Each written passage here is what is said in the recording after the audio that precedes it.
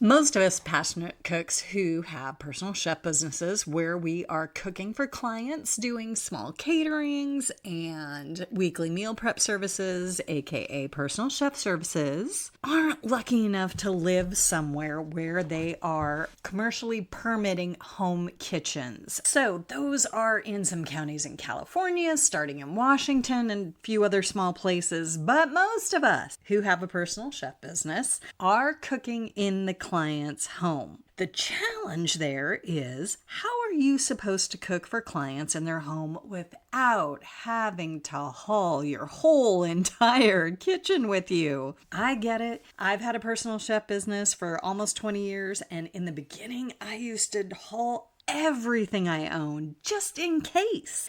And every time I would get frustrated because I would only end up using a few core things. And it was usually the same stuff over and over and over. So today I'm showing you how to streamline your gear, cook efficiently in someone else's kitchen, and most importantly, stop stressing about what to pack. Hey there, if we're just meeting for the first time, Chef Shelly here. I help passionate cooks start a personal chef business because you don't have to be stuck in a restaurant job you hate. You don't have to go to culinary school. You can be a passionate home cook, and you definitely can start your own business on your own terms, getting paid to do what you love, cook. So let's break this down today. What to expect for the client's kitchen. Here's the first thing that you need to know. Most clients do have at least the basics, right? You're gonna walk into a kitchen that has a stove, an oven, a refrigerator, probably a microwave, and a bunch of random utensils. Now, of course, the very first thing that you should always do when starting with a new client is to meet with them in their home and look at their kitchen. Sometimes clients hate to cook and they've never used their oven and don't even know that it doesn't work. Or there could be other challenges. Maybe you are in their kitchen meeting with them and you notice that it is very, very cluttered, and you need to make clear to them that this will need to be cleaned out before you get there so that you can start your work on your cook days. So these are the things that varies: the quality, the condition of their equipment, and whether it's all clean and working. So again, during your initial meeting or consult, you're going to want to ask some specific questions. Look at the stove. Is it something you're familiar with, or do you need to have them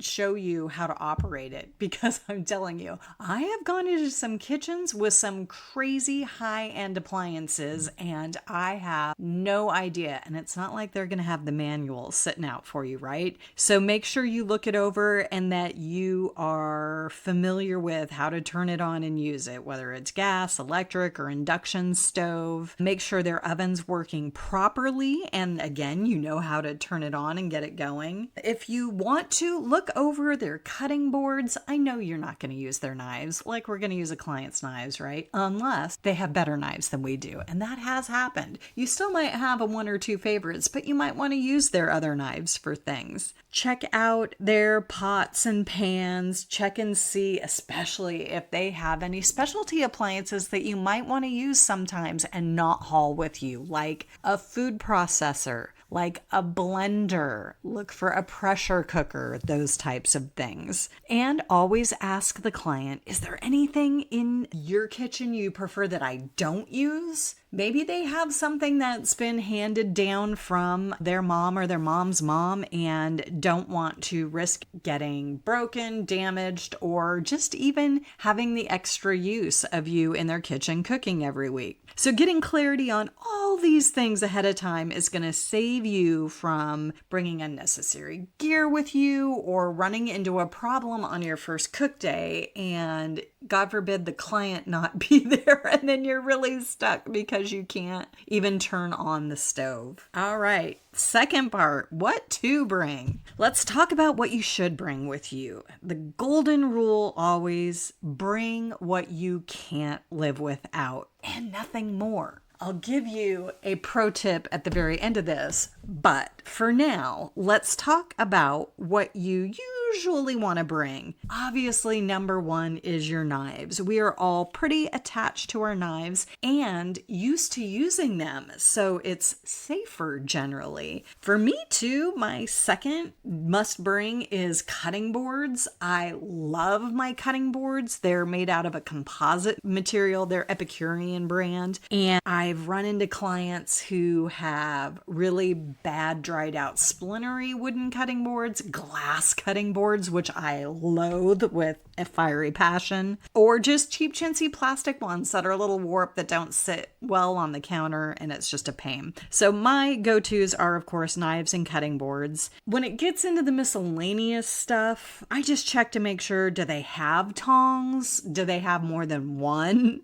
Do they have hard spatulas, rubber spatulas? Do they have vegetable peeler? Just all the basic things. A citrus squeezer, of course. Dry and liquid measuring cups, that can be a big one. Sometimes people who don't really cook don't know that those are actually two very different things. Measuring spoons, things like that. Now, past that, if it is a really heavy cook day, I might bring multiple 12-inch nonstick pans. Those are one of my serious go-tos. I have maybe 4 or 6 of them. Those are something I use a lot if they are short on that type of thing, because if you have multiple dishes that you could be cooking on the stove at one time, but they have a basic set of a 12-inch, a 10-inch, and an 8-inch saute pan, then you're not going to be able to cook as efficiently as you could. It depends on your timing too of what you're cooking. And is there one thing on the stove, one thing in the oven, one thing in a pressure cooker, or is everything on the stove? I think we've all had those days. Some of the things that I only bring when needed, like I mentioned, are a pressure cooker, a food processor. We all know at the end of the day, there's nothing that a food processor can do that a knife can't, or a box grater. And not only is a food processor heavy and bulky, but it's a pain to clean. You really have to weigh. If you have a very heavy veggie prep day, then it might be worth it to bring, but it's not something that I bring on a regular basis. I definitely don't bring a complete set of pots and pans. I only make sure between the client and me, I have what I need. And here's a side note, I don't bring my entire spice pantry. Some people do. Some people have like a little kit they have set up that they just keep in there, whatever they transport their stuff in. Some people use like rolling crates with a long handle that make it easy to bring in. Some people like Rubbermaid crates because they're bigger to haul in. I definitely like something on wheels to not have to. Of course, again, you need to be careful with that, because although having a wheeled thing like a cart or a wagon makes it easier on you, the client might not want you rolling that through their home, depending on how particular they are, what their flooring is and stuff. So that's just always something to check out. So again, I don't bring, that was a little segue, my entire spice cabinet. I throw in only the exact things I need for that cook day. The other thing I might bring is half sheet pans, because I use them a lot for if I'm cooking for things in the oven. And mine are good, heavy duty quality rimmed pans. And again, if they only have a set of like 3 small chintzy nonstick baking sheet pans, that won't cut it for like roasting vegetables and other things. So that might be something I bring, but only when I need them. Part 3, the mindset shift. You have to remember, especially if you're coming from a hospitality background, you're not setting up a commercial kitchen. You're not a restaurant. You are a personal chef doing a customized service, exactly what they want, only on that cook day in their space. The goal isn't to recreate your home kitchen or anything like that. It's smarter just to work with the things that you love that you can't do without and what's available. That's what makes for the most efficiency. Minimal stress, minimal hauling, and honestly, your back will thank you. Now, here's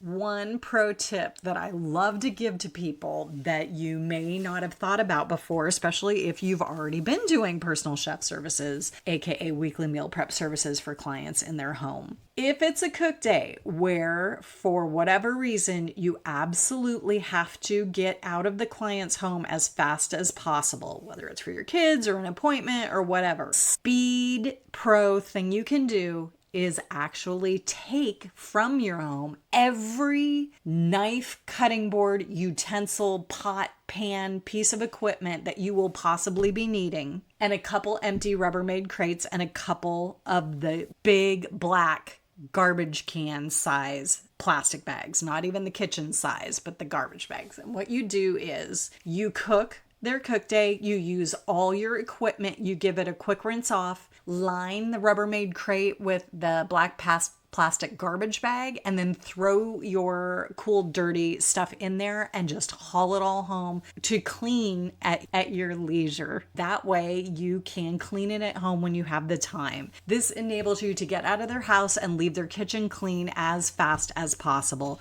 Sometimes we just need to do that. Now again, the trade-off is you're going to be hauling more stuff and it's going to take you time later, but sometimes we have to do that. So there's a little pro tip that you might want to use. If you're still struggling with what to bring, what not to bring, maybe you're just starting your personal chef business and aren't really sure what to do, you can get my free complete equipment checklist of anything you might possibly need to bring. Just comment below with the word equipment checklist and I am happy to get that to you. It has everything you need. You can go through it with the recipes that you're going to cook from and cross off the things you don't need at all, and then you'll know you're being super efficient with your time and only taking the things that you need to. If you found this helpful, go ahead and like. If you're on YouTube, hit the subscribe button or follow on Facebook or TikTok. I post new, usually videos, sometimes audios every week to help you grow a personal chef business that you love on your own terms, getting paid to do what you love. Thanks for joining me, and we will talk again next week because the clients are out there and they are hungry for what you're cooking.